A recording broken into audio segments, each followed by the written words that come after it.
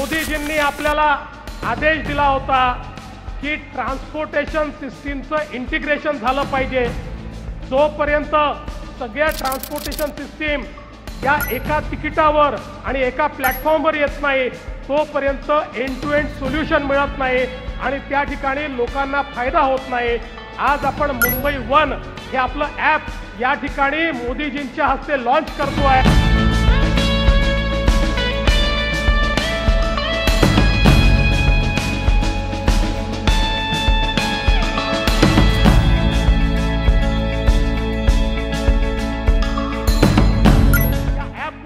Metro असेल, mono असेल, बस असेल, वॉटर टॅक्सी असेल, सबअर्बन रेल्वे असेल, सगळ्यांकरता आता एकच तिकीट असेल। एका तिकिटावर आपल्याला सगळीकडे प्रवास करता येईल अशी संकल्पना या ठिकाणी करण्यात आली आहे।